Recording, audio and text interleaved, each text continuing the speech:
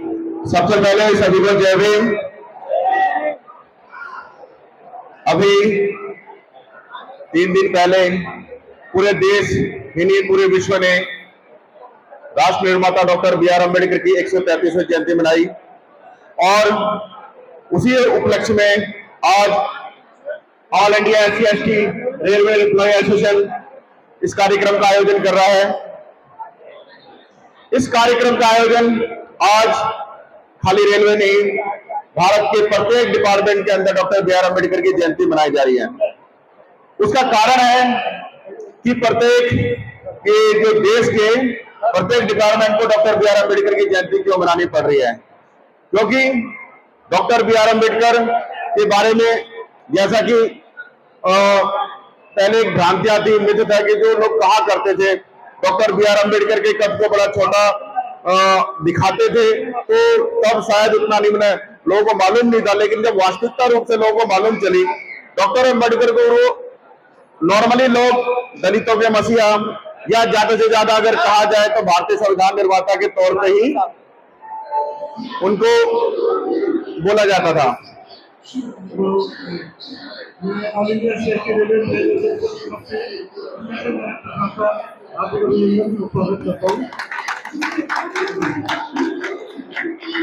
दूसरा, उनको अगर दलितों के मसीहा के बाद अगर उनको बोला जाता था तो उनको भारतीय संविधान निर्माता ही माना जाता है।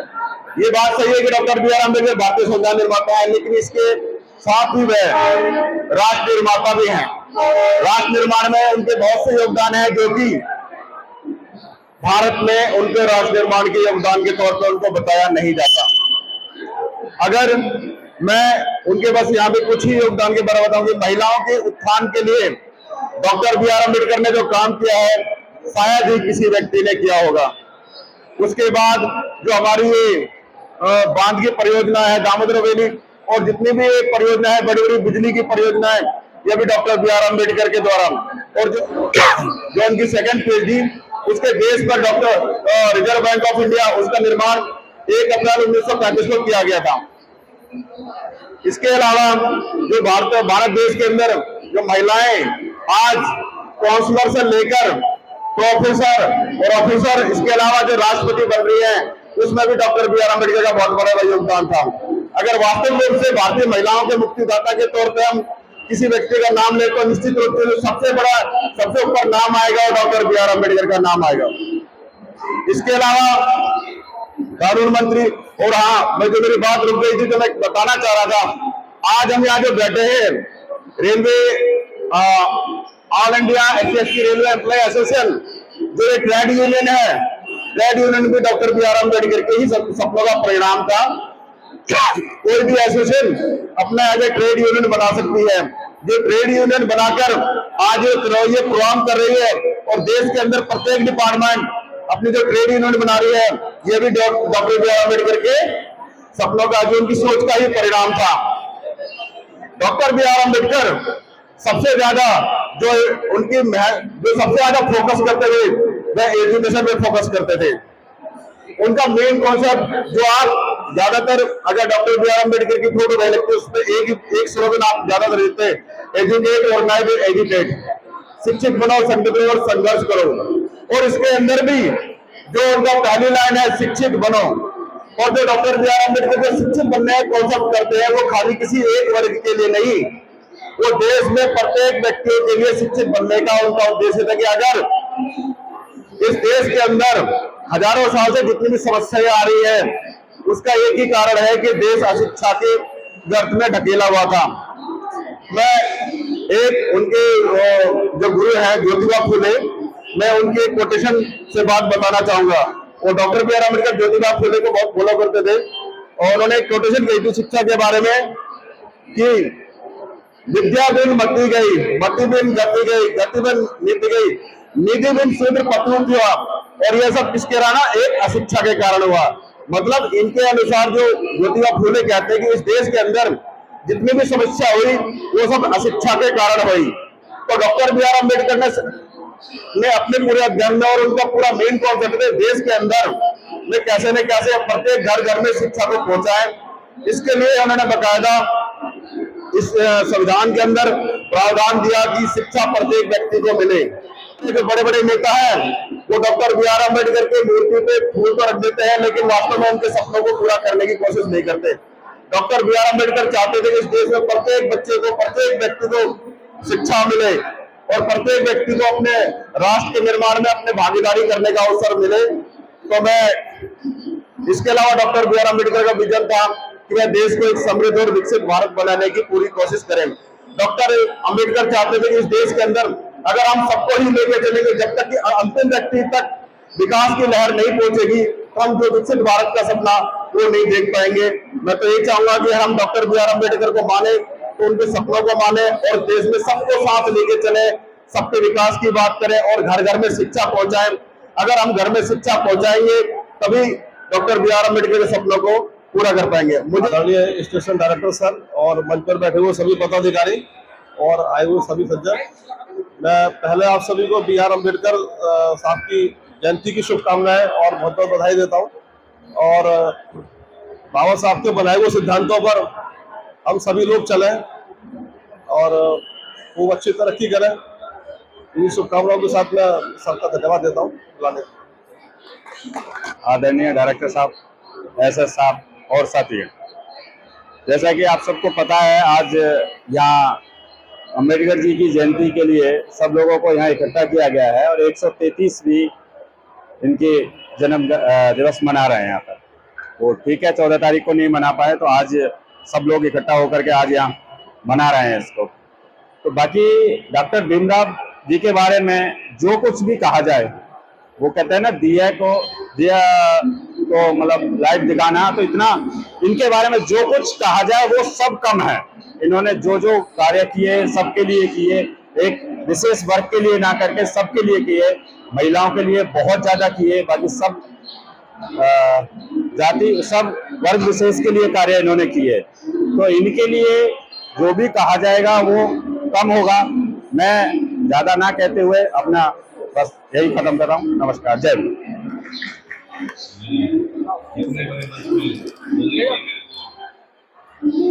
आमंत्रित किया गया, मैं बहुत बहुत अपने आप को सौभाग्यशाली समझता हूँ कि मुझे भी मौका मिला गया। सबसे पहले सबका स्वागत है डायरेक्टर साहब और सभी जो हमारे पदाधिकारी, सबका स्वागत है। यहाँ सामने बैठे हुए सभी साथी, मैं 2 लफ्जों में एक बात कहूँगा कि बाबा साहब ने जो किया हमारे देश के लिए, हमारी जनता के लिए, हमारी पब्लिक के लिए, हमारे नारी शक्ति के लिए, वो शायद ही किसी ने किया हो। संविधान में हर अनुच्छेद में, हर चैप्टर में सब कुछ अलग है और सब पब्लिक के लिए हित में है वो उसमें। अगर उसको संविधान को अच्छे तरीके से लागू किया जाता तो आज उसका नक्शा कुछ और होता। फिर भी हमारे लोगों ने बहुत एफर्ट्स किए, एफर्ट्स कर रहे हैं, इकट्ठे हो रहे हैं, यूनिटी दिखा रहे हैं, जिसकी वजह से ये संविधान के अनुसार हम चल रहे हैं और अपने फायदा ले रहे हैं। जैसे हम चेयर पे बैठे हैं, अपने यहाँ अच्छे तरीके से रह रहे हैं, ये सब संविधान की देन है, बाबा साहब की देन है। बाबा साहब को जानना इतना आसान नहीं है, उनको पढ़ना चाहिए, सुनना नहीं, पढ़ना चाहिए। और मैं तो ये कहता हूँ कि हर बंदे को संविधान को पढ़ना चाहिए, अच्छे तरीके से पढ़ना चाहिए। जब तक हम पढ़ेंगे नहीं, ऐसे सुनने का, कहीं भीड़ इकट्ठी करने का कोई फायदा नहीं है। हम लोगों को चाहिए क्या, सबसे पहले संविधान की एक कॉपी खरीदें, उसको पढ़ें, उस पर अमल करें। इन शब्दों के साथ मैं अपना भाषण खत्म कर रहा हूँ। धन्यवाद। सम्यक सम्बुद्ध तथागत भगवान बुद्ध को नमन करते हुए बोधिसत्व, भारत रत्न, वित्त विजेता, कानून मंत्री डॉक्टर बी.आर. अम्बेडकर को कोट कोट नमन करते हुए मंच पर पदासी डायरेक्टर महोदय, आगे एसएस साहब, एनआरयू के ब्रांच सेक्रेटरी प्रोफेसर साहब और अधिकारीगण और मेरे सामने ब्रांच के सभी पदाधिकारी, भाइयों बहनों, साथियों, हम बाबा साहब की 133वीं जन्म जयंती यहाँ पर प्लेटफॉर्म नंबर 1 दिल्ली में पर मना रहे हैं। बड़ी खुशी की बात है, मनाना भी चाहिए। मैं थोड़ा संक्षिप्त में बाबा साहब के जीवन परिचय के बारे में आपको बताना चाहता हूँ। बाबा साहब का जन्म 14 अप्रैल 1891 में महू छावनी मिलिट्री कैंप के अंतर्गत हुआ था। वैसे इनके पूर्वजों का गांव जिला रत्नगिरी, तहसील अम्बावड़े में हुआ था। वो मतलब इनका गांव था, पूर्वजों का गांव था। जब बाबा साहब का जन्म हुआ था तो इनके पिताजी जो रामजी राव सकपाल थे, वो अंग्रेजों की सेना में सूबेदार मेजर के पद पर स्थित थे और वहां पर उन्होंने स्टडी की थी। तो उसी जो मिलिट्री कैंप का स्कूल होता था उसमें हेड मास्टर भी थे। तो वहां पर क्या था, 2 पाली चलती थी। दिन में बच्चों को, अंग्रेजों के बच्चों को पढ़ाया जाता था और रात को जो बुजुर्ग लोग होते थे उनको पढ़ाया जाता था। साथियों, जैसे कि बाबा साहब का जन्म हुआ था, ठीक 2 साल बाद, 2.5 साल बाद 1894 में ये रिटायरमेंट हुए। इनके पिताजी रिटायरमेंट हो गए। रिटायरमेंट होने के बाद में चूंकि इनकी पेंशन 50 रुपए मिलती थी, ये अपने पूर्व जो अपना गांव था अम्बावड़े तहसील रतनगिरी में, वहां पर जाकर बस गए, दापोली के पास गांव में। और वहां पर बसने के बाद में इन्होंने अपना जीवन की यात्रा शुरू करी। और ठीक 96 में इनकी जो बाबा साहब की माता जी थी भीमाबाई, वो चल बसी। एकदम पहाड़ आ पड़ा। अब इनको जो है घर परिवार था, बड़ी परेशानी हुई। वहां से ये अपना जो है, चूंकि पैसे कम मिलते थे, तो ये अपना सतारा चले गए। और वहां पर जाके इन्होंने जो है सतारा में जाके अंग्रेजों को, जो सेना थी, जो इनके परिचित आर्मी अफसर थे, उनको चिट्ठी लिखी कि मेरा जो है यहाँ पर कोई सर्विस दी जाए। तो वहाँ स्टोर कीपर में इनको सर्विस दे दी गई और वहीं पर इन्होंने बाबा साहब को पढ़ाने के लिए प्रयत्न किया। परंतु व्यवस्था ऐसी थी कि उनको एडमिशन नहीं मिल पा रहा था। तो इसकी जो है उन्होंने रिक्वेस्ट करी अपने आर्मी अफसरों से, क्योंकि मेरे बच्चे को यहाँ एडमिशन नहीं मिल रहा है, आप लोग करिए। तब उनकी सिफारिश के आधार पर इनको सतारा में, वहां पर जो ये अंग्रेजों का प्राइमरी स्कूल था, और उसमें एडमिशन मिला और बच्चे का पढ़ाना लिखाना शुरू हुआ। मतलब ये है कि आपका शोषण तो शुरू हो चुका है, ज्यादा खुशी मनाने की जरूरत नहीं। जब तक आप जागरूक नहीं होंगे, जब तक राइट टू जो वोट का अधिकार मिला हुआ है उसका ठीक प्रयोग नहीं करोगे, जब तक आप अपने पैरों पे खड़े नहीं होंगे, तब तक ऐसे ही चलता रहेगा। सभा में एकत्रित हमारे सारे साथीगण, आज हम लोग यहाँ एकत्रित हुए हैं बाबा साहब के जन्मोत्सव पर। मैं अभी काफी लोगों ने बाबा साहब के जीवनी के बारे में काफी कुछ बताया और सबने एक ही बात कही कि बाबा साहब ने कहा है कि शिक्षा ग्रहण करो और शिक्षित बनो। बाबा साहब के जीवनी से हम लोगों को ये पता चलता है कि उनके अपने जीवन में उन्होंने बहुत ही कष्ट सहा और कष्ट से ही उन्होंने अपना जीवन संवारा है। लेकिन जब बाबा साहब के हाथ में जब आया कि हाँ वो एक संविधान का निर्माण कर रहे हैं, संविधान निर्माता बने, तब वो सारे भेदभाव सब भूल गए और समाज के सारे वर्गों का उन्होंने समान ध्यान रखा।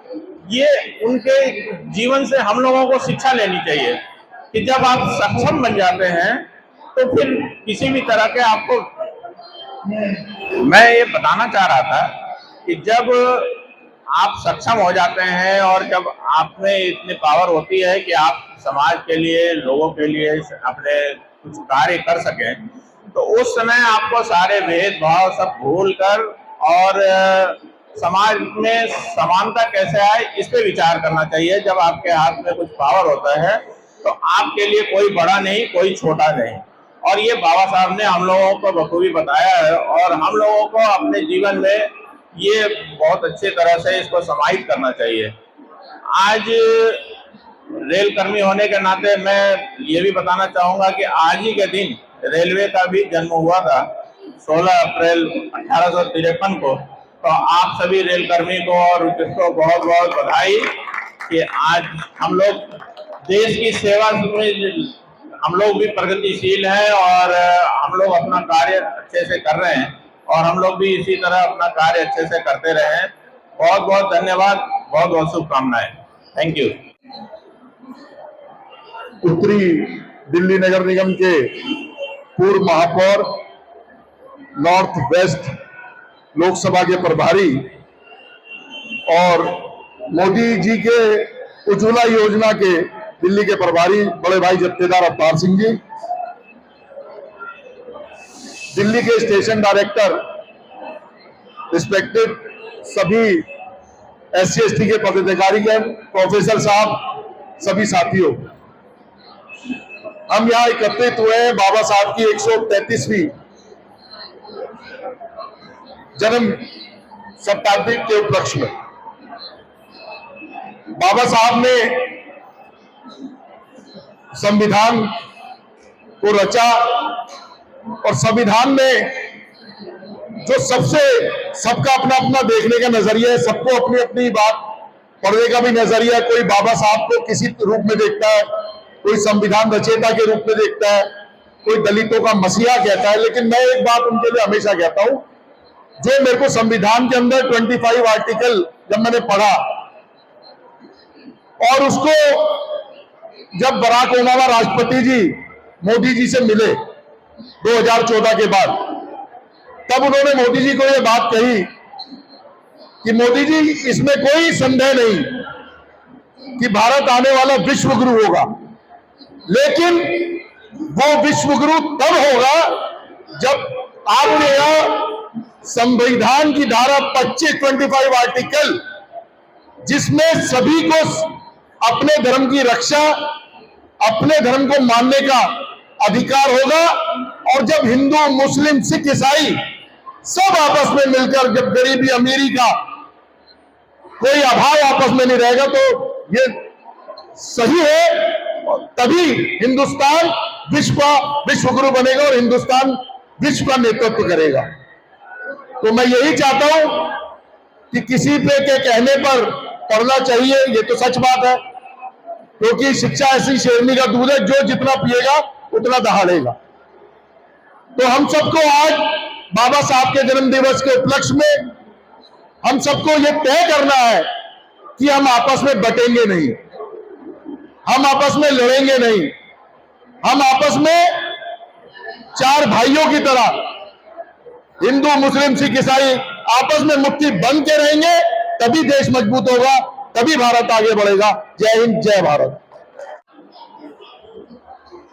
आज दिल्ली में इन पर बाबा साहब की जयंती का आयोजन किया है। इस चीज के लिए मैं पूरी ब्रांच को बधाई के पात्र हैं और अपना कीमती समय जो निकाला है इन्होंने, और जो भी आए हैं उनके लिए मैं धन्यवाद करूंगा।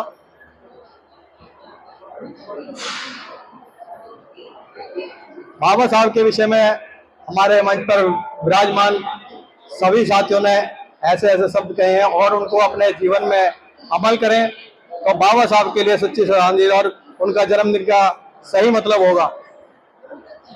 क्योंकि किसी के लिए भी, जैसे अभी बताया हमारे यूनियन के नेता ने, कि भाई हर धर्म के लिए उन्होंने काम किया, हर धर्म के लिए उन्होंने कार्य किए हैं, जो भी समस्या उन्होंने झेली है वो किसी के बराबर मुकाबला भी नहीं है। तो इस चीज को देखते हुए मैं सभी को बाबा साहब की 133वीं जयंती पर मुबारकबाद देता हूं, और दिल्ली मेन ब्रांच को अपने ब्रांच की तरफ से और पूरे अपने साथियों की तरफ से धन्यवाद करता हूं। एक बार सभी जोर से मेरे साथ बोलिए, बाबा साहब भीमराव अम्बेडकर, जय भीम, जय जय जय जय जय भीम। आज बहुत सौभाग्य है मेरा कि मुझे आपके रेलवे परिवार में 16 अप्रैल को, जब रेलवे की भी जन्म जयंती है और बाबा साहब की भी जो जन्म जयंती आप लोग मना रहे हैं, उसमें आपने मुझे यहाँ पर आमंत्रित किया। मैं धन्यवाद करता हूँ जो हमारे डायरेक्टर साहब हैं और भाई अपना बंगाली जी का, कि वो हर बार मुझे याद करते हैं। मुझे केवल एक ही बात कहनी है, बाबा साहब के जीवन के बारे में आप व्हाट्सएप पे, गूगल पे देख सकते हैं, और आप सबको मालूम है, अगर जब तक आप अपने जीवन में एक बात को लागू नहीं करेंगे बाबा साहब ने जो हमें कहा था दलित, हम सब दलित हैं, मगर हम लोग क्या करते हैं, ये जाटव है, ये वाल्मीकि है, ये कुमार है, हम सब आपस में बटे हुए हैं, समरसता का पाठ नहीं पढ़ रहे हैं।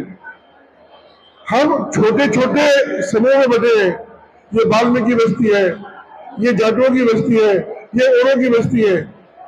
कहीं पर भी जब शब्द आ जाए कि ये दलित बस्ती है, तो हमें सबको एकजुट होकर वहां काम करना चाहिए। देश के अंदर एक बहुत बड़ी शक्ति जो कि दलित लोगों की है, हम सब अलग अलग बटे हुए हैं।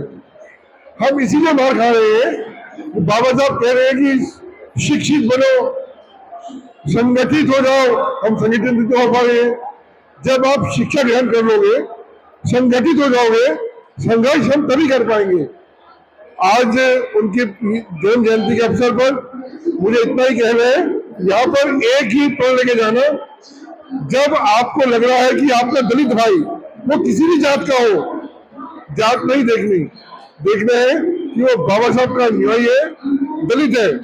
हमें सबको मिलकर उसका साथ देना है, चाहे वो प्रशासन में हो, चाहे वो राजनीति में हो, चाहे वो धर्म में हो, चाहे वो परिवार में हो। यही उनको सच्ची श्रद्धांजलि होगी। परम पूज्य बोधि सत्व डॉक्टर बाबा साहब भीमराव अम्बेडकर जी के चरणों में नमन करता हूँ। बहुजन समाज में जन्मे संतों गुरुओं महापुरुषों को भी मेरा बारंबार नमन। आज के इस प्रोग्राम के मुख्य अतिथि माननीय सुकुमार सर, माननीय प्रेम सिंह सर, मंच पर आसीन सभी अतिथिगण, मेरे मंडल अध्यक्ष और यहाँ पे ब्रांच सेक्रेटरी, ब्रांच अध्यक्ष और मेरे सामने जितने भाइयों बहनों बैठे हुए हैं, सभी को मेरा जय भीम, जय भारत, नमो बुद्धाय। सर्वप्रथम मैं आप सभी को बाबा साहब की 133वीं जन्मोत्सव की हार्दिक शुभकामनाएं और बधाई देना चाहता हूँ। आज हम विश्व रत्न डॉक्टर बाबा साहब अम्बेडकर जी की 133वीं जन्मोत्सव कार्यक्रम में यहाँ पर उपस्थित हुए। साथियों, डॉक्टर बाबा साहब अम्बेडकर जी का जब हम नाम लेते हैं तो भांति भांति के विचार दिमाग में आ जाते हैं, क्योंकि बाबा साहब डॉक्टर भीमराव अम्बेडकर जी ने किसी एक विषय पर या किसी एक रूप में संघर्ष नहीं किया। उनके संघर्ष के अनेक रूप थे, उनके संघर्ष के इतने रूप थे जिनकी हम व्याख्या नहीं कर सकते हैं, वो अकल्पनीय है। डॉक्टर बाबा साहब अम्बेडकर जी ने समाज सुधार के साथ साथ अर्थशास्त्र और जितने वर्गीय हित हैं उन सब में उन्होंने योगदान दिया। बाबा साहब डॉक्टर भीमराव अम्बेडकर जी को हम दलितों, पिछड़ों या मजलूमों का मसीहा नहीं कह सकते हैं।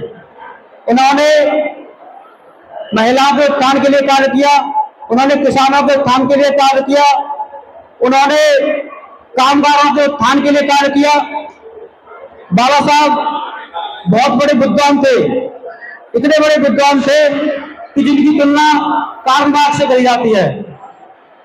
बाबा साहब को सिंबल ऑफ नॉलेज भी कहते हैं।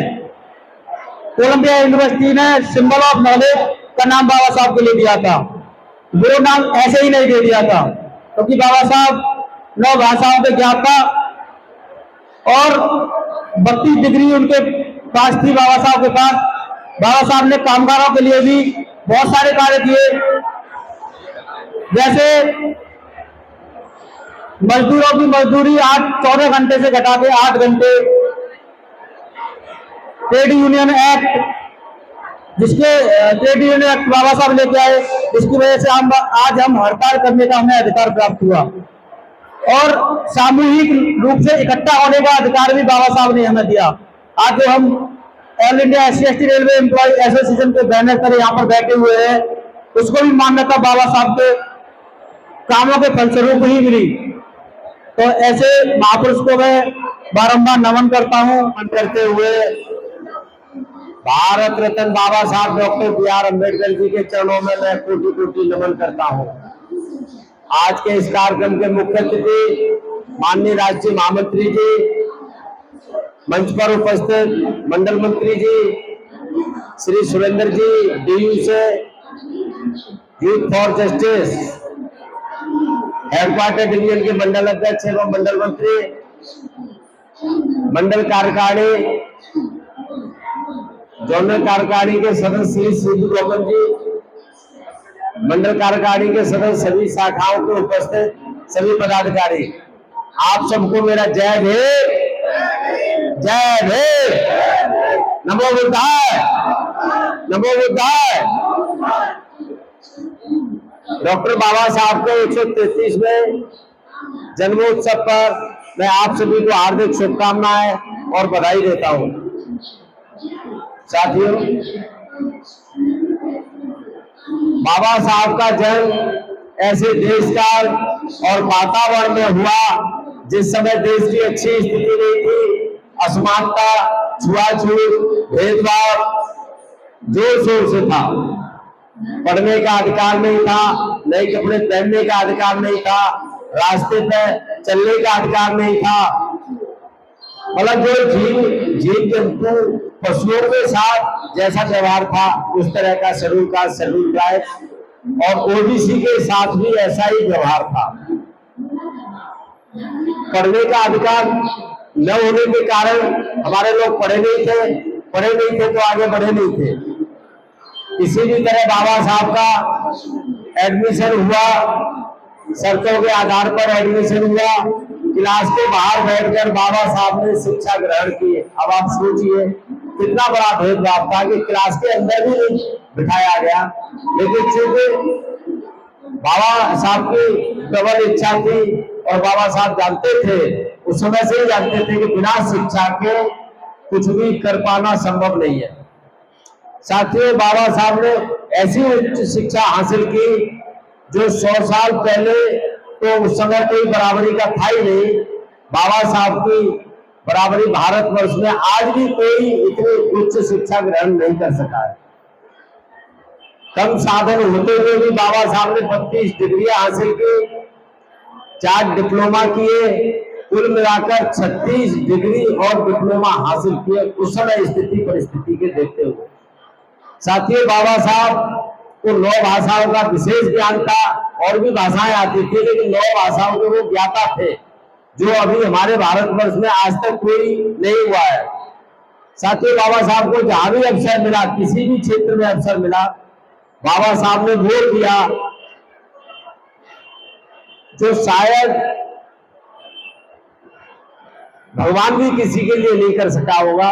और हमारे लिए जो भी है बाबा साहब डॉक्टर BR अम्बेडकर है, जिन्होंने एक आम आदमी के लिए किया।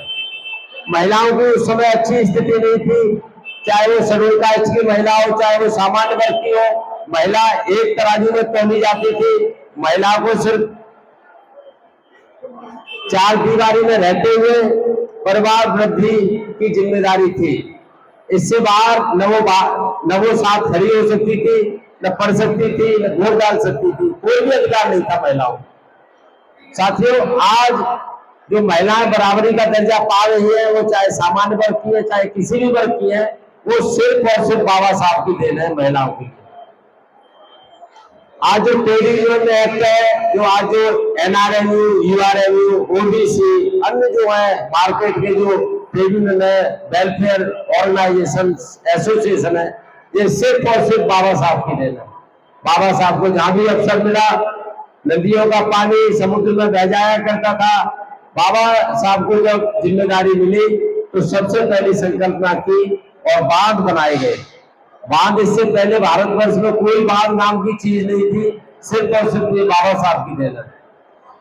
साथ यूं तो बाबा साहब भी जानते हैं और हम भी जानते हैं कि मंदिर में जाने से कुछ नहीं मिलने वाला है, लेकिन फिर भी समता समानता के लिए बाबा साहब ने लड़ाई लड़ी और कालाराम मंदिर में अछूतों का प्रवेश कराया। साथियों, पानी पीने की स्थिति हमारी अच्छी नहीं थी, हम तालाब में भी पानी नहीं पी सकते थे, जहाँ विषैले जीव जंतु पानी पी के चले जाते थे, लेकिन हम लोग नहीं पानी पी पाते थे। उस समय भी बाबा साहब की देन है कि आज हम RO का पानी पी रहे हैं, सिर्फ और सिर्फ बाबा साहब की देन है। मैं ये कहूंगा कि मेरे शरीर में ये जो कपड़े हैं, सिर्फ और सिर्फ बाबा साहब की देन है। अदरवाइज जन्म तो माँ बाप पहले भी देते थे, लेकिन उस समय हमारे पास कोई साधन संसाधन नहीं थे। साथियों, हमारे बीच में राष्ट्रीय महामंत्री जी हैं, हम उन्हें भी सुनेंगे, इसीलिए मैं ज्यादा कुछ नहीं कहूंगा, बोलने को बहुत सारा समय पहले से ही काफी हो चुका है। तो मैं आप सबको पुनः हार्दिक शुभकामनाएं, बधाई देता हूं। और मेरा एक अनुरोध है सभी से कि कोई भी संगठन बगैर पैसे के नहीं चलता है। आप इस हेलो हेलो हेलो गलत है यार, ऐसे नहीं। हेलो साथियों, हेलो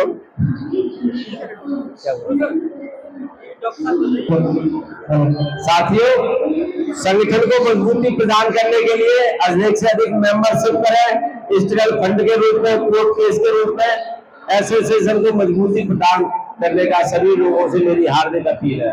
कोई भी संगठन बगैर पैसे के नहीं चलता है, और आप भी ज्यादा देर तक बिना टिकट यात्रा नहीं कर सकते, इसीलिए वैध यात्रा के लिए वैध टिकट लेके चले। आप सबको मेरा जय भीम, जय भीम, नमो बुद्धाय। तो बाबा साहेब डॉक्टर बी.आर. अम्बेडकर के चरणों में कोटि कोटि नमन करते हुए मंच पर आसीन आदरणीय राष्ट्रीय महामंत्री जी अशोक कुमार सर और जोनल अध्यक्ष प्रेम सर और मंडल सचिव प्रताप सिंह जी, मंडल अध्यक्ष महेश कुमार जी और हेडक्वार्टर डिवीजन के देवी सिंह जी, सतीश चंद्रा जी और मेरे समकक्ष बैठे हुए समस्त भाइयों और बहनों को जय भीम, नमो बुद्धाय। साथ ही जैसे कि आप जानते हैं, आज हम बाबा साहेब का 133वां जन्मोत्सव मना रहे हैं। और जैसे कि हमारे पूर्व वक्ताओं ने, हमारे प्रेम सर ने और हमारे मंडल मंत्री जी ने काफी कुछ बताया बाबा साहब के बारे में। मैं तो इतना ही कहूंगा कि ऐसा कोई क्षेत्र नहीं है जहां बाबा साहब का योगदान नहीं है, चाहे महिलाओं के लिए योगदान में हो या किसी भी क्षेत्र में। आप उठा के देख लीजिए, ऐसा कोई भी क्षेत्र नहीं जहां बाबा साहब ने अपना योगदान न दिया हो। और इसी कड़ी को आगे बढ़ाते हुए मैं ये बताना चाहता हूँ आपको कि महामानव के रूप में बाबा साहब ने जो ख्याति प्राप्त की है, बल्कि विश्व नहीं पूरे विश्व में उनको सिंबल ऑफ नॉलेज कहा गया है। और इसी के फलस्वरूप ही जो हमारे दूसरे देश में आज उसको अनुसरण कर रहे हैं, बाबा साहब को मानने वालों की संख्या बढ़ रही है। तो साथियों, मेरा यही कहना है कि हमारा जो संगठन है उसको आगे बढ़ाए, अधिक से अधिक मेंबरशिप करे और अपने संगठन से कदम ताल मिला के चले। जय भीम, नमो बुद्धाय।